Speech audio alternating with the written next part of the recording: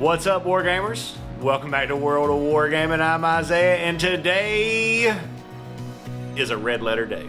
Today we're jumping into Chrome Hammer Ascension, the cyber fantasy think Shadowrun-esque solo adventure game from Jason D. Smith and Ivan Sorensen from Nordic Weasel Games. I've been building up to some of this cyberpunk game setting, painting models and terrain like crazy over the past few months, and it's finally time, and I'm so fucking excited! Rein myself in for a second. Okay. I'm good. I'm okay. I've reined it in. So, if you haven't hit that like, subscribe, or bell notification, please do that, as it will help us to take down the villainous megacorps that run our city. And let's get into this game of Chrome Hammer Ascension. What's up, friends? We are all set up and ready to get into our first game of Chrome Hammer Ascension. I'm super excited. I hope you are too. So first thing we gotta do is we got some steps before we actually get to our mission, starting with upkeep. Now, I don't currently have any money, but the way this would work is you would take a 2d6 low, so we roll 2, and I take the lowest one, so I would owe 2 gigabitcoins. Now, apparently right now I'm broke. I got nothing, so there's nothing for me to pay. We're gonna roll a city event, so my red dice will be my tens place, getting a 62, which is a Zodiac Bear murders again. Zodiac Bear murders again. The corrupt bear spirit has slaughtered another victim. A random out-of-town punk is wasted. I do not currently have any out-of-town punks, so that will have no bearing on me or my day. I won't be getting jumped because no one has 3 or more tags. No one's been doxxed. Nothing to worry about. Next, we're going to cook up a plan. So I'm going to roll 2d6 or 1d6 twice. I'm going to just roll 2d6 and choose one. So I got 4 both times. So I guess we're going to be doing a rumble scenario. Don't have anything to sell. At the moment, no random corporation has been called for. Before a mission, downtime. So downtime is where you can do things before mission, gear up, buy things, whatever. I don't have any money, so I can't clone myself to be protected if I get wasted, so I can come back and be put into a new meat suit. Don't have any money to buy anything with. Don't have any money to see a Ripper dock and get some chrome work done. Bribes and research, maybe. I am, however, going to do some research on this job that I'm going into, this rumble, this fight that I'm about to be walking into. So I'm going to scour the grid for documents. So I'm going to make a test, target number 7, because I do have a hacker. All right, so that's a fail. So nothing there. Then there's a white hat job, a black hat job, and a ritual that a mage can do. I'm going to hold off on those for now because I don't have a mage in my group currently. And I'm just going to hold off on these for a second. We're going to get into the main game part first. So now we're ready for the job. I'm going to check and see if this job calls for a glitch. If it does, we will see what that glitch is, and then we'll be ready to play. Glitch. We do need to rumble up and see who we're going to be fighting against here. We got a 1, so it's going to be a brick and 1d3 plus 2 gang members. 3, so that'll be 5 gang members and with a brick as their leader. I got to set up 4 terminals, 1 in each quadrant for hacking to pull data, but also I can pull pay data out, as well as doing some special actions such as stunning a gang member who is not a boss, or delaying the cops' response to the situation. We started in the center of my table edge, which I need to determine.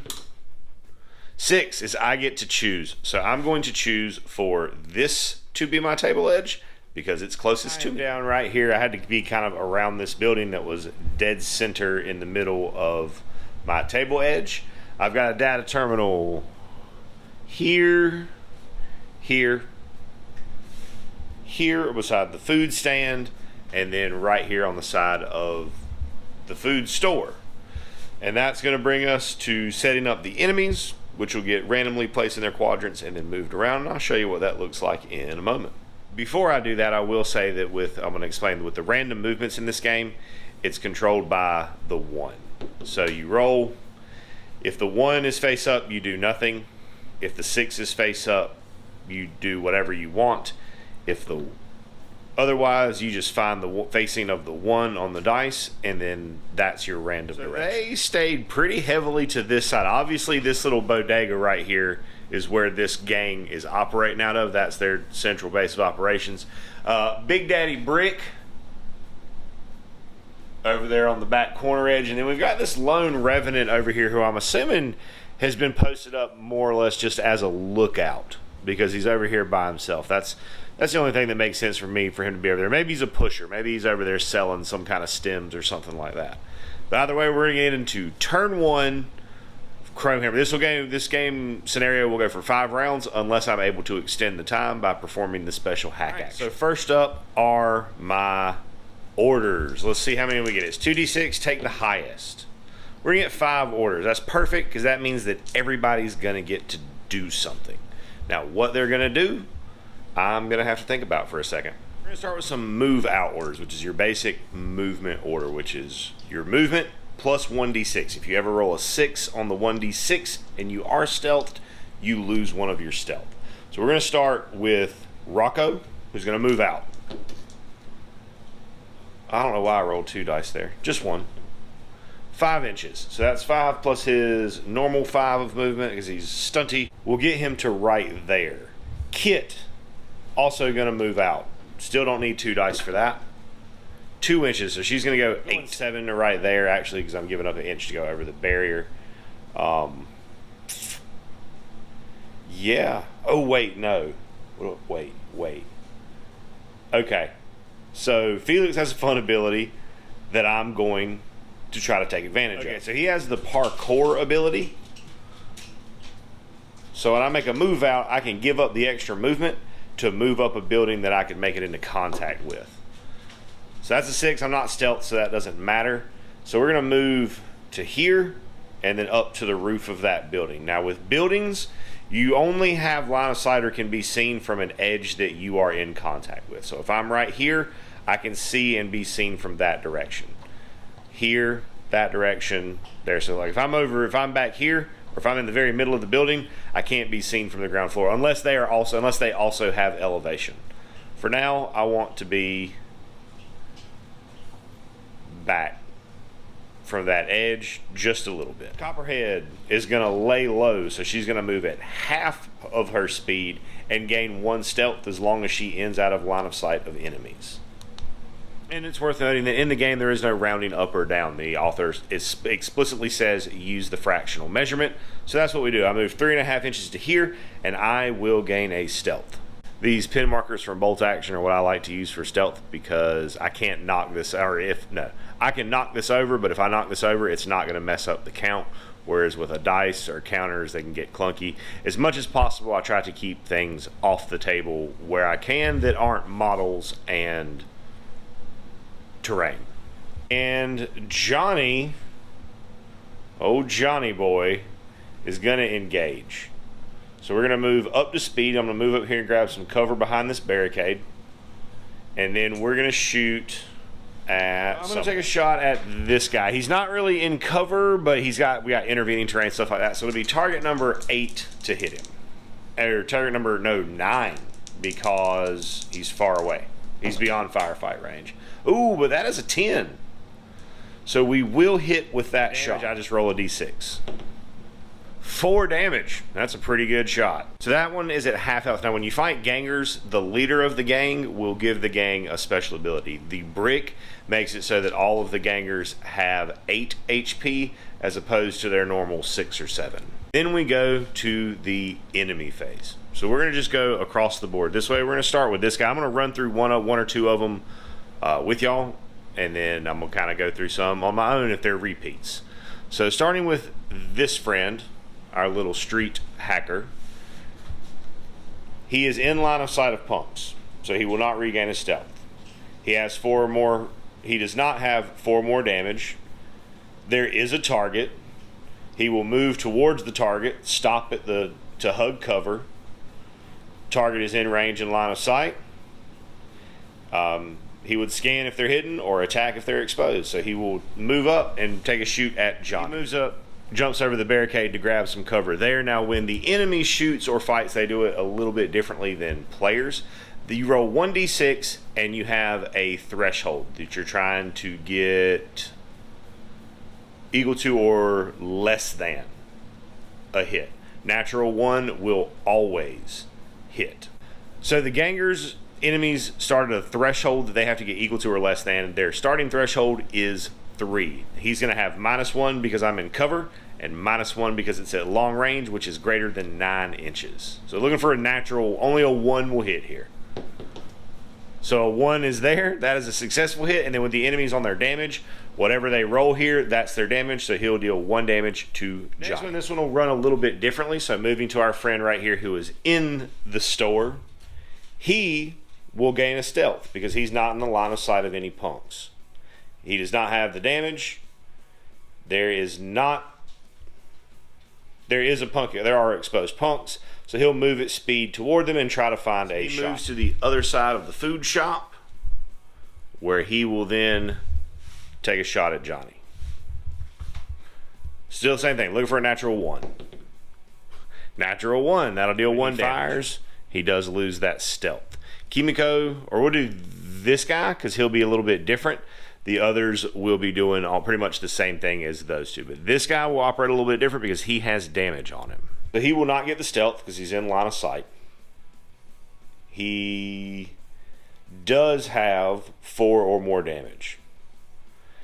Is the unit in cover? No. He is not in cover and he is in line of sight. So he will defend toward cover. So when you defend, you move at half speed and you regain a point of health. Kimiko will move up to this corner and shoot down range at Johnny. Looking for a 1. Okay, so that is a miss finally. Big guy, the brick in the back does not have any shooting attacks. All he has is, oh no, he does have a shooting attack. But he's not going to have range and line of sight. So he's going to just be moving up through the field, same as the Revenant. So we'll show you where they end up. So the brick moves up into this alleyway. The Revenant moves to the back side of this truck, and he's going to take a shot at Rocco. It'll be on a 1 here because of shooting through the fence. That is a miss. Good for me. And that'll do it for the enemy phase. We go to turn 2. Orders. D6, take the high one. 4 orders. It's not ideal, but I can make it work. We're gonna start with a carry-out order on Rocco. So with a carry-out order, that's what you're gonna do to like open boxes or hack terminals or things like that. I can move half my movement, so I got 2.5 inches, which is enough to get me to that terminal. And then I'm going to make a hack action. This is target number, I'm gonna try to stun a punk. Stun a gang member. So target number 8. Number 8 goes to a 7 for me because I'm a hacker. Oh yes. We successfully hacked that terminal, and I'm going to stun the Revenant gang member right here because I want to be able to keep hacking on this terminal. So I want to delay him from messing with me while I do. Next, Felix. Going to move up to the edge of the building, and we're going to lay fire down on that guy right for an 8 after all the modifiers here. That is a miss. Okay, we're going to, what we're going to do here, I'm going to move out with Copperhead. Hope I don't roll a 6 here. Of course I do. Okay, that's fine. She's going to move this way to right there. Got 1 order left, and it's going to go to Johnny, who's going to engage and shoot at this guy. Going to be an 8. It'll be +2 cover and long range, but -1 because I did not move. That is a 9. That will hit, and it will deal 6 damage. Strong. Good pistol shot. Must have caught him like in the chest or the gut, maybe the face, which will bring us to the enemy phase. This guy's definitely going to be defending away to try to heal some damage. He's not really going to be able to get any great cover beyond what he's already got, but he'll still continue to move away from me. We'll move up and take a shot here, looking for a 1. Not with my dice sheet, won't you roll the red dice because they're the villainous color. That is a miss. Man with the bat back here doesn't have a gun, so he's just going to be running up the field. He moves up to here. Brick is going to move up 6. Take a shot here, looking for a 2. That hits and will deal 2 damage to Kit. Revenant will make a defend action where it will just move back out of line of sight.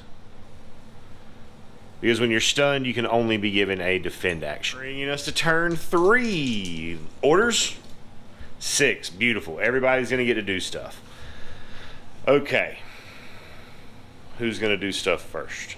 We're going to start with Rocco, who's going to try to hack this terminal again. We're going to go to try to delay the response from authorities. So we're looking for a 9 here. That is a 10. So we will push back. We'll get an extra turn on the game. Kit is going to move out. Kit's going to move to right here. Felix is going to dump rounds somewhere. Yeah, I got a clean shot at this fellow right here. So it's going to be long range, takes the modifier to 8. However, elevation and me not moving takes it to a 6. That is a 6. And then damage, 2, only 2. Is going to engage. He's going to push up, grab some cover on the corner of this van that's paused in the street because we're having a firefight around it. And he's going to shoot here. Still not in firefight range, so there's not going to be a response from the other guy. So we're looking for long range and obstructed, looking for a 9. That is a miss. Copperhead will engage. I'm going to adjust. I'm going to come this way, and I'm going to shoot here. Still looking for that 9. That will absolutely hit. Let's see another one of those. I need a 3 or more to end this ganger on the spot. That will end a ganger. So that's 1 dead ganger. And I am out of activations. Everybody's done a thing. So we'll go to the enemies. This guy's going to continue to move away and heal himself. So he's down to 4. Kimiko is going to move up, try to grab some cover and shoot. She will take the shot at Copperhead, as Copperhead doesn't quite have cover from that angle. That is a miss, however. She did need a 2 because I am still at long range. Brick is going to keep moving up the field. So Revenant will shoot at Kit, who is in firefight range. So looking for a 2 because of the cover, intervening terrain and such. That is a hit for 1 damage. Now, because I'm in firefight range, I don't have a shooting attack with her, but I can make a movement away, so I'm going to cut this way around that beyond. We go to turn 4. Find my other dice. Orders. 6. Beautiful. Absolutely freaking beautiful. So we're going to start with Felix, who's going to move up to this edge. So he's off this edge onto this edge, so he can't be seen from that side, just from this side. And he's going to take shots at the boss. All right, just looking for a 7 here. That is a miss. Come on, Felix, you got to do better, buddy. Rocco, no. We're going to move Johnny to this side of the van. And he's going to take a shot at the brick. This is going to be on an 8. that is a hit. So I will deal 2 damage to the brick. Now the brick can return fire, so I'm obscured, so he's looking for 2. That is a miss. Because I've fired at him in firefight range, my allies that fire at him will get a modifier to their attack rolls to attack him. Alright, so Rocco will engage towards the brick. Coordinate gives me a -2 to my target number, so I'm hitting on a 5 here. That is more than enough to hit. Do a big bit of damage. 6! Yes! Which will frag the brick. It'll lay him down bloody in the street. The boss dies, it triggers a rout. So every enemy will then take 1d6 direct damage. So Kimiko takes 6. Okay, good start. Favela Ninja takes 6, so he's fragged. Oh man. Oh man. Revenant takes 4. Okay. Because I know that he's going to be defending, I'm going to move out with Kit and start pushing that flank. 1. Okay. So she'll go a big 7. That's okay, because like I said, I know he's going to be defending away from me. So I'm going to go to right there. It was a particularly good punk phase. We'll see what happens in the heroes. Everybody who's left on the table is going to be defending away. They're all in. Oh, wait a minute. Copperhead still gets an action. I forgot about her. So she is going to push up into firefight range and fire, because I haven't gotten to do it yet. I'm going to assault. So assaulting in this game is within 3 inches. So I've moved my 7 and I've ended within 3 of Kimiko, and now I'm going to hook like one of my little daggers at her, one of my little tontos. If this linear obstacle were not here, that enemy would take charge damage, which would be an immediate point of damage. And then we're going to roll d6s. I'm the blue. Kimiko is the red. Okay, so Kimiko gets a 6. I get a 3. But then there are some modifiers. I will take 2 damage there because the final roll was 5 to 3. So I will take 2 damage and then fall back away to where I started. So there's always a chance that you could take damage when you go into assault, which is always something to consider. But Copperhead was at full life, and I'm pushing these guys real hard. Both of these enemies are going to try to defend away because they're both currently in line of sight of somebody, so they can't regroup. Kimiko falling back to here. Revenant falling back here. We'll go to turn 5. Orders phase. Punk phase. Orders. 6. I love it. Okay. I forgot about the guy inside of here. He would have also taken d6 damage. He would have taken 1. So he's in the best shape of anybody. Totally forgot about that little guy right there. That's okay. I don't think he would have made a huge difference. It is what it is. It happens. It's what I get for not taking the lid off the building in the first place. Who am I going to do stuff with first? We're going to start with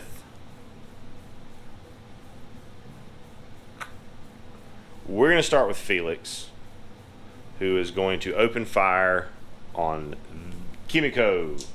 It's long range, but I didn't move, not obstructed. So I'm staying at a 7 right now. They are defending. That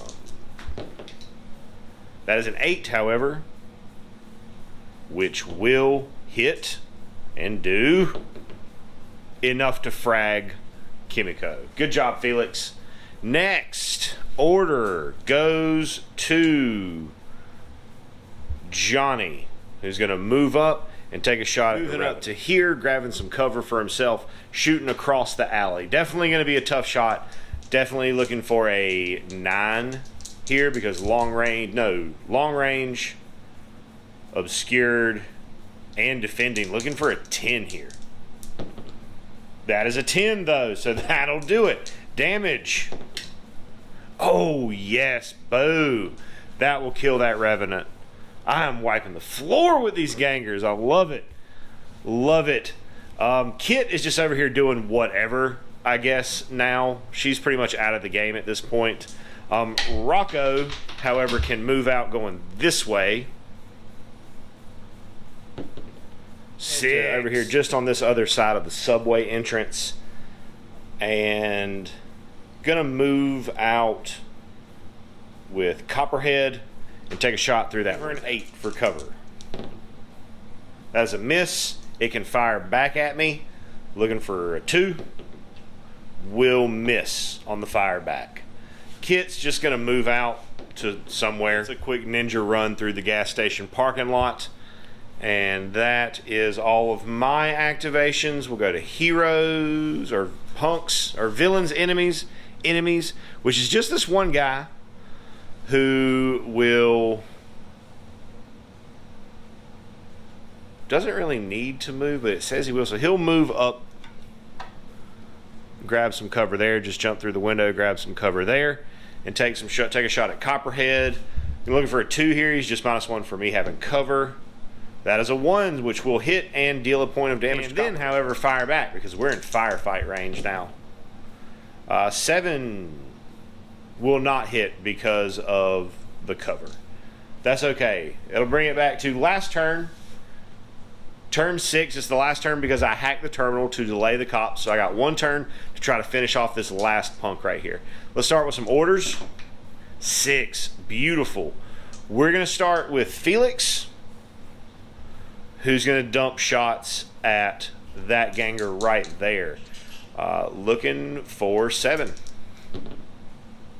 That is a 7 damage. 1. We're going to activate Johnny, who is going to engage me in a firefight range, which is exactly what I wanted. So we're going to shoot at this guy. Now, from where I'm shooting right now, he does not have the benefit of cover nor long range. So I'm just looking for a 7 here. That is a hit. And that is 6 damage. That is a dead ganger. That is the whole gang wiped out, cleared out of the neighborhood. This neighborhood belongs to the Band of the Red Hand now.